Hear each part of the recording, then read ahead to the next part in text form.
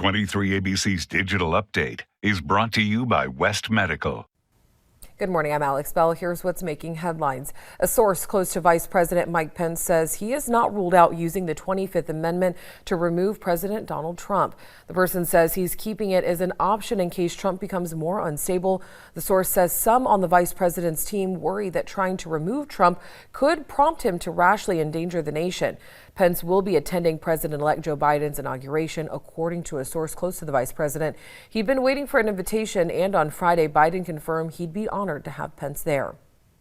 And it's getting harder for President Trump supporters to communicate on an alternative social media platform called Parler. Apple is removing the app from its store, saying it's home to violent threats and calls for illegal activity.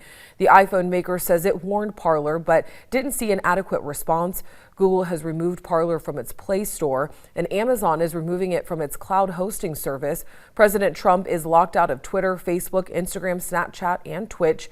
Meanwhile, Capitol Police are working with U.S. Air Marshals to protect traveling members of Congress.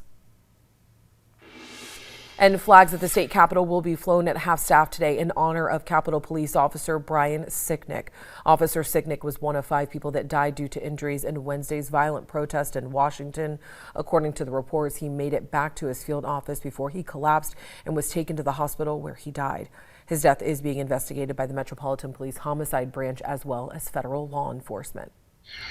And back here locally, remains were found early Saturday morning, just 40 minutes south of Cal City. California City Police Chief John Walker confirmed that those remains did not belong to either of the missing toddlers from Cal City who have been missing for weeks now.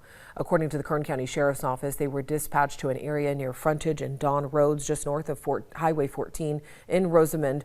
When deputies arrived, they found remains in a bag, and homicide detectives are currently investigating this situation. Anyone with information is asked to call KCSO. Their number is 861-3110.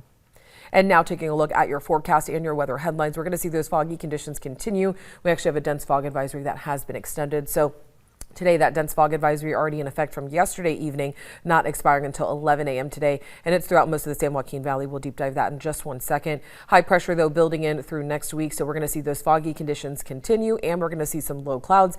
Other than that, we're going to see temperatures warm up. We're going to be dry and have unseasonably mild afternoon highs as well. But getting back to that dense fog advisory, it's the exact same thing that we saw yesterday. It is for that gray shaded area on your screen. Again, this is not expiring until 11 a.m.